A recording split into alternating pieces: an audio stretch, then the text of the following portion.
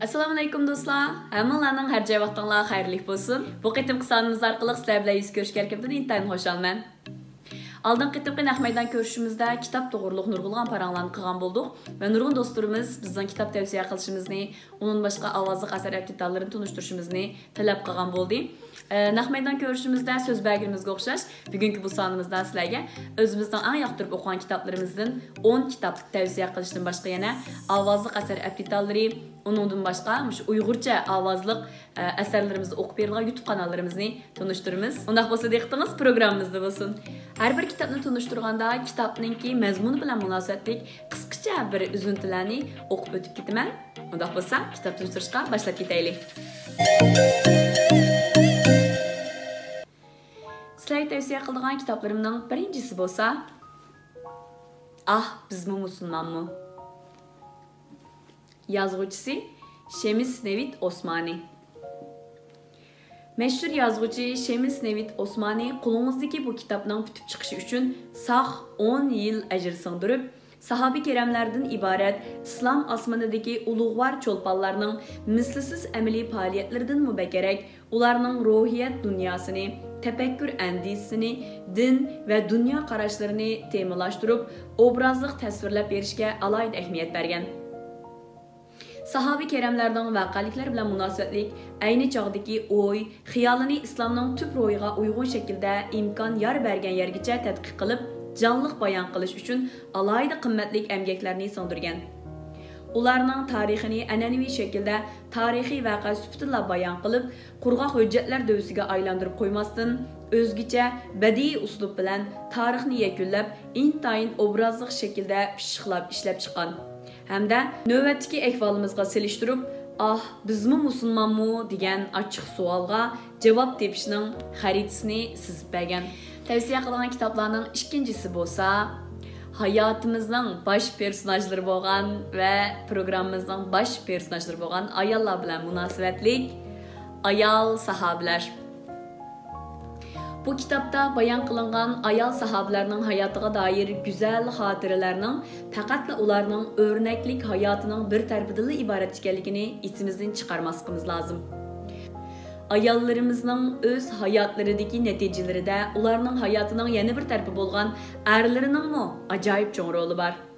Devrimizdeki ayallarının his qılgan ruhi perişanlıklarının köp buluşuğa ve hayatlarında uçuravatkan oğusuzluklarına özlerinin tədbirsiz, tərvasız haleti sebep bulup da kalmaygana ayallarga imkaniyet yaratıp vermeydiğen, hatta ularga tosalgı buluduğun erlerinin mu təsiri var. Saadet devrini erler ve ayallar birlikte berpa qılgan idi. Devrimizde bu saadetke erişiş yanıla er ve ayal sahabelerden örnek iliş arqılıq ro'yobga chiqdi. Tavsiya qilgan 3-cü kitabım bo'lsa Tefekkür ve Tuzak. Men bu kitapdaki yazmalarımda hayatımızdaki murakkab ko'ringan hadislerinin terkipleriga nazar saldım ve his qilganlarimni sizlarga qisindim. Bizni bizlashtirgan tarixning goh parlaq, goh qarang'u betlerini varaqladım. Kelgüsümüzün meş'alleri bolgan balalar haqida o'ylandim. Tefekkürümüzga çaplaşkan çapak ve rudup aylarını ayırıp çıqay deb izlendim. Hörlük sepiri tefekkürümüzni boğuçlagan tuzaklarını paçaqlaştın başlanıdı deb işinip qo'limga qalam aldım. Bu maqolalarning 2017 yılı 5 aygacha bo'lgan qismi butunlay vatandagi o'qirmanlarni ko'zlab yozilganlik uchun ba'zi so'z, ibora va jumlalarda muhojiratdagi Uyg'urlarga maqbul bo'lmaydigan taraflari bo'lishi mumkin. Afu qilingay. 4-cü kitabımız bo'lsa, mencha har bir uyda bo'lishga tegishli bir kitob deb o'ylayman. Uyg'ur xalq maqol tamsillari. Buning ichidan biroz uzun o'qib chiqaylik. Xalq maqol tamsilleri to'g'risida. Bizning batur, emgeşcan ve aql parasatlik ecdatlarımız yaratgan maqol tamsiller xalq danışmanlikning namunasi sifatida tariximizda yo'ritib kelmoqda. Xalq öz maqol tamsillerida güzellik bilan rezillik, muhabbat bilan nafrat to'g'risidagi falsafaviy ko'z qarashlarini to'g'ri xulosalab, dialektik materializmga uyg'un ilmiy yakun chiqargan. Maqal təmsillərdəki ötkür fəlsəfəvi fikir və roşan bədii alaydilik xalq təfəkkürünün to'g'ri, ixcham va obrazlik ifodasidir. Turmushni kuzatish va tunish cho'nqurlashgan sari uningdan olgan ta'sirotmi, ifodalashmi shuncha ixcham va mazmunli bo'ladi.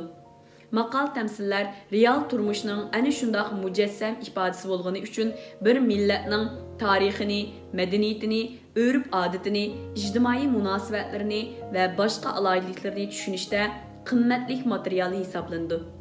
Shunlashqa Uyg'ur xalq maqal tamsillari bizning moddiy va ma'naviy turmushimiz bilan chambarchas bog'langan qimmatli milliy meroslarimizning biri bo'lib qoldi. 5-kitobimiz bo'lsa Farzandnoma.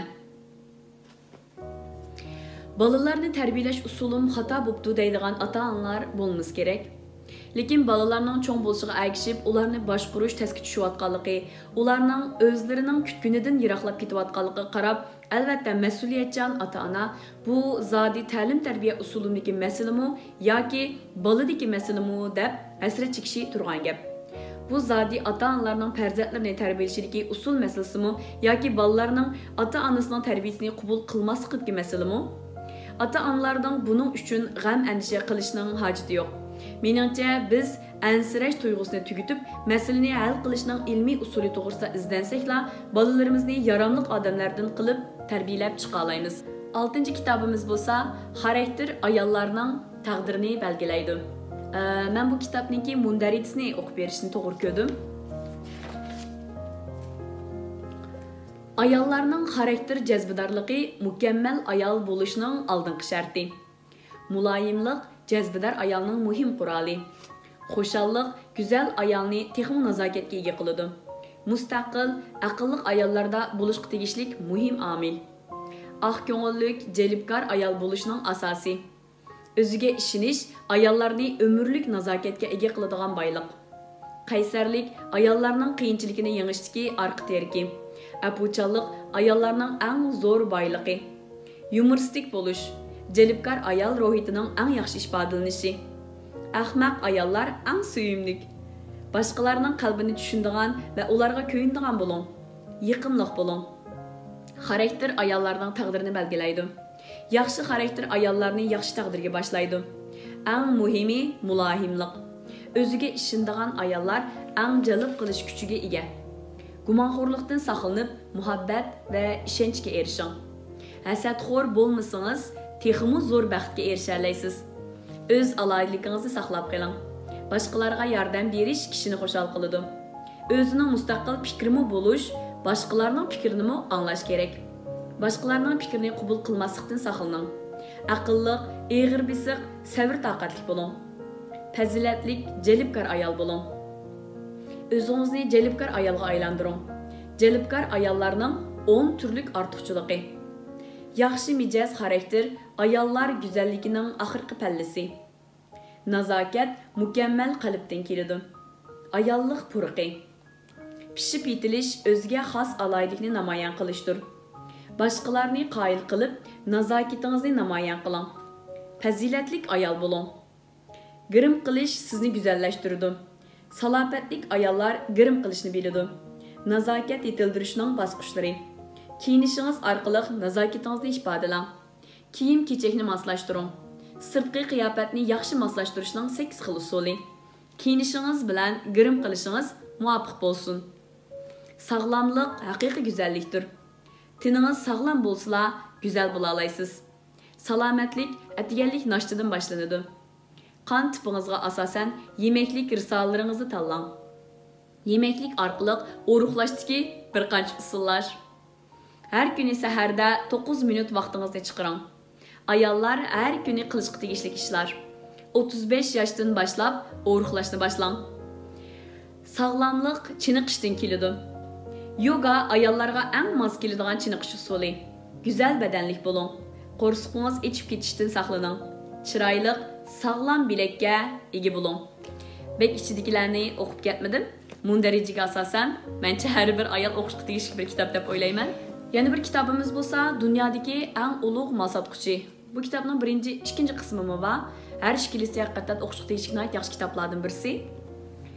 Dunyodagi eng ulug' mal sotquchi nomli asarni har bir kishi o'qib chiqishi zarur. Bu yondan ayirmay yuradigan yaxshi kitob.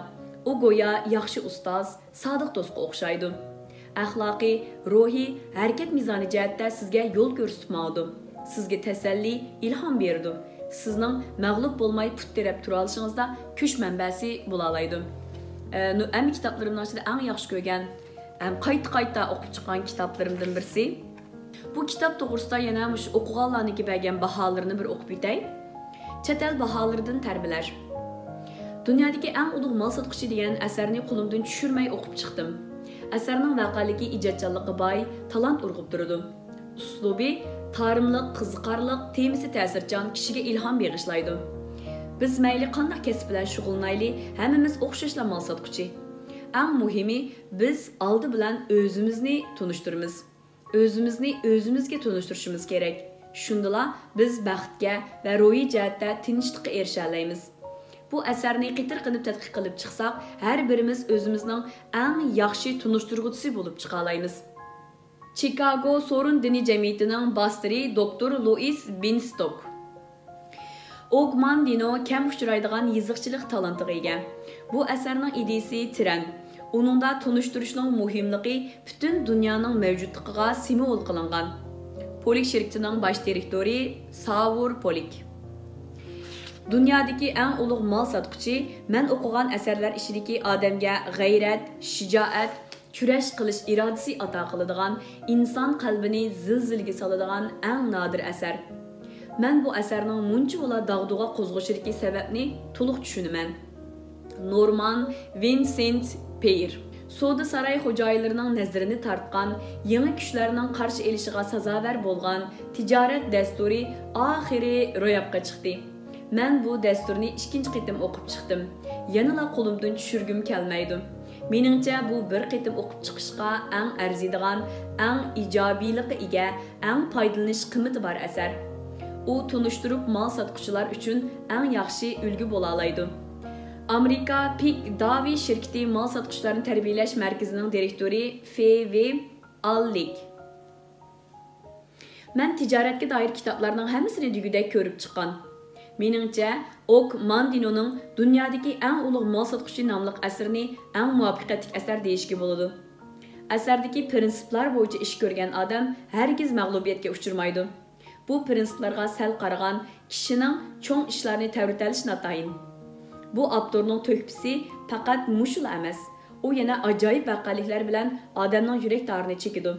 Canliq, qiziqarliq bu vaqaliklar ichiga ajoyib falsafaviy fikrlarni singdirib etilgan.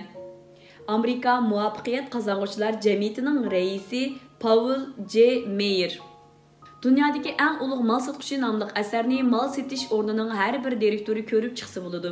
Bu yondan ayrimay elib yuradigan yaxshi kitob. Uni mehmonxonaga qo'yganimiz eng yaxshi. Shunda qilganda uningdan bahrlanib, teran ma'nosi ustida izinib tura olamiz. Bu asarni qayta o'qib chiqishga arziydi. Qadimiy ham yangi, yaxshi ustoz, sodiq do'stga o'xshaydi.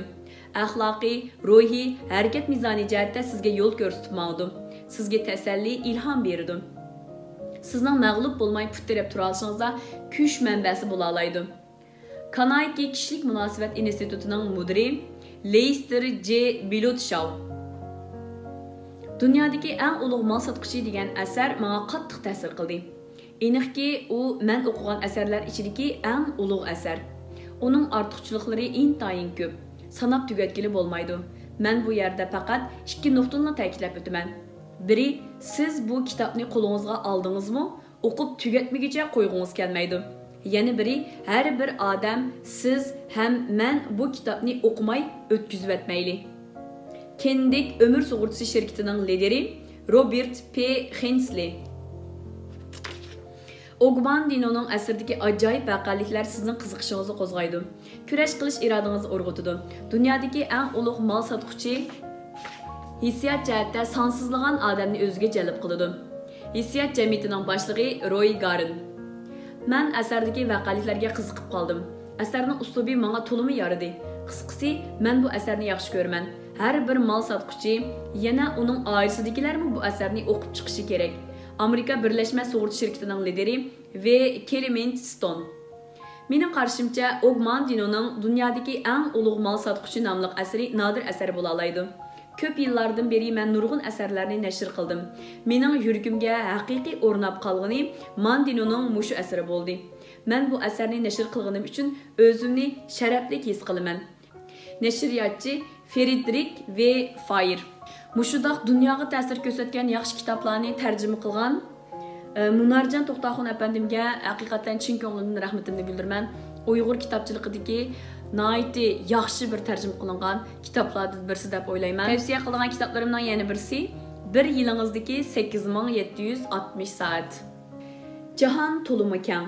Qandaq odam bo'lish butunlay o'zingizning tanlashiga bog'liq. Nishondan adishib qolganda qayoqqa mangsangiz to'salg'uga uchraysiz.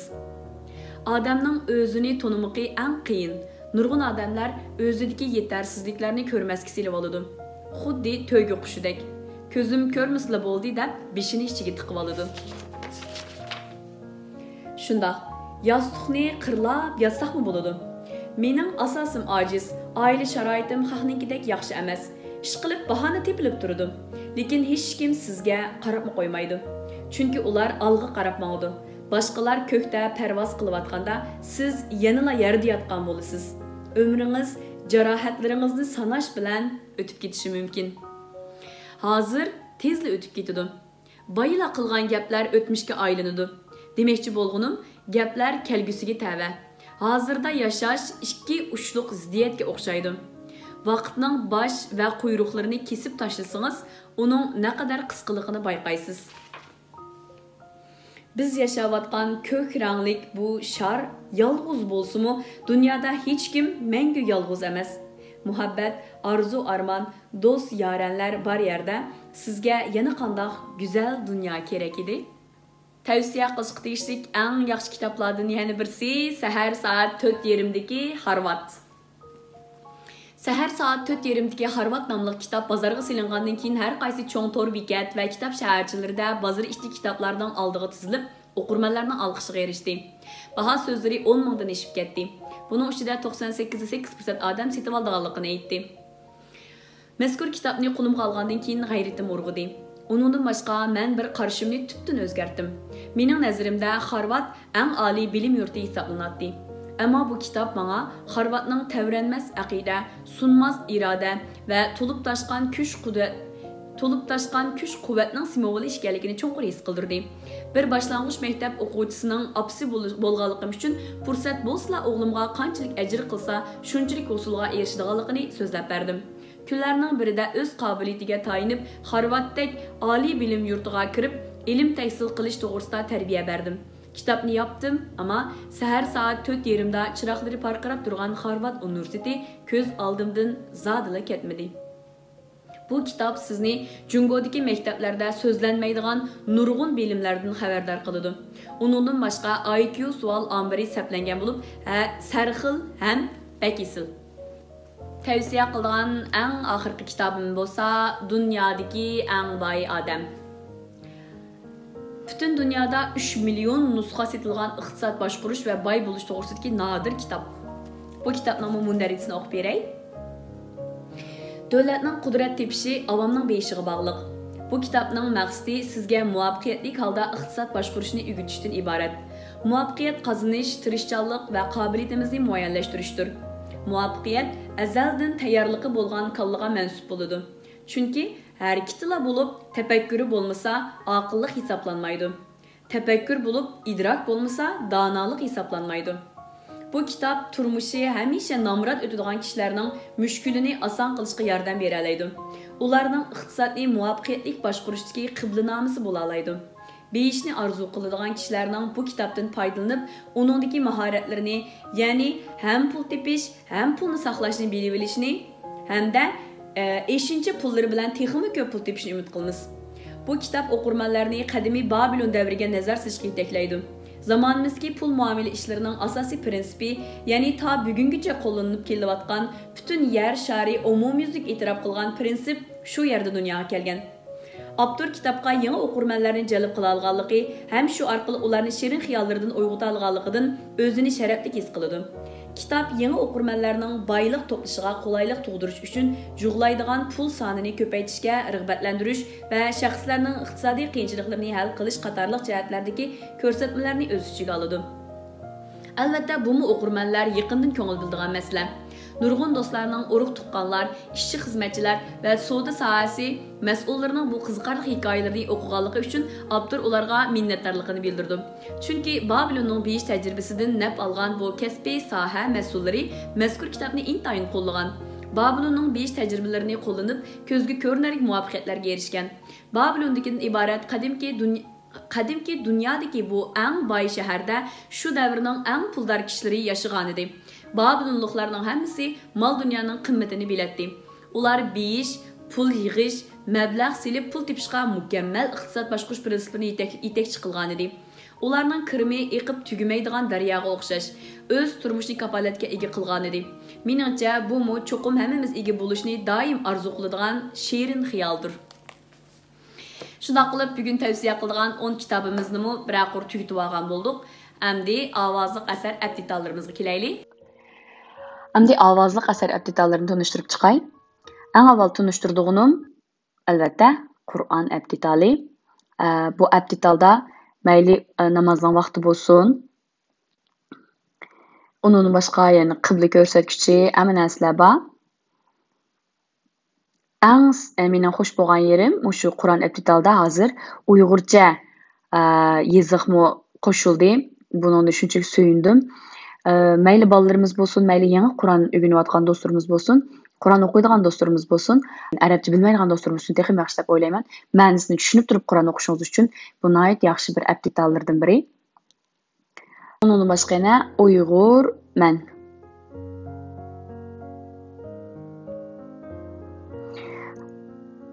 Bu abditalda ko'rganinglardek roman, povest, hikoya, har xil kitoblar bor.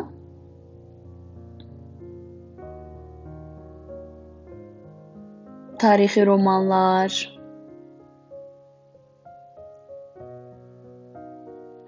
she'rlar. Abaytni tanishtirgan kitoblarimizni mana 1 yilingizdagi 8760 soat degan kitobimizni bor ekan. Kitobni setib olgandan keyin mush abditali bilan birga bir tarafdan anglash, bir tarafdan o'qishingiz siz uchun nihoyatda foydali. Undan boshqa islom kitoblari, aktiv energiya psixik kitoblari va iqtisod kitoblari, dunyodagi eng ulug' mas'ulchi degan kitobimiz bor ekan. Mushundan bir tarafdan anglash, bir tarafdan kitobni ko'rsangiz texnik yaxshi unum bo'ladi deb o'ylayman. Undan boshqa bolalar kitoblari, cho'chaklar, biz bolalarim bilan eng jiq anglaydigan kanallardan birisi. Undan boshqa mashhurlar, podcast deganga o'xshash shunday bir qancha xil turlari bor. Ham bu ham bekorliq applar. Undan yana ovozli kitob ko'rganlarga o'xshash shu dunyodagi mashhur asar shu Kichik shahzoda degan shu kitobning uyg'urchasiga chiqqanidan shunchalik suyundim. Bu kitob shunchalik tilga ilg'an, olqishlangan kitoblardan birisi. Mayli bolalar uchun bo'lsin, mayli cho'nglar uchun bo'lsin, tafakkuringizni uyg'otadigan, tafakkuringizni ochadigan yaxshi kitob. Kuchli tavsiya qilaman bu kitobni. Anglab yiqishinglarni, kitobni ilib, bir tarafdan kitobni anglash, bir tarafdan kitob o'qishinglarni tavsiya qilaman. Ko'rib o'tganinglardek nurg'ulg'an yaxshi kitoblar bor. Cho'chaklardan tortib, farzand tarbiyasigacha, tarixiy kitoblardan mashhur shaxslargacha hamma kitoblarimiz mavjud. Nihoyat yaxshi bo'lgan bir abditali. Ham shunday abditallarning yana davomli chiqishini albatta chin ko'nglimizdan umid qilamiz. Undan boshqa yana ovozli asar YouTube kanallarimizni tanishtirib o'tay.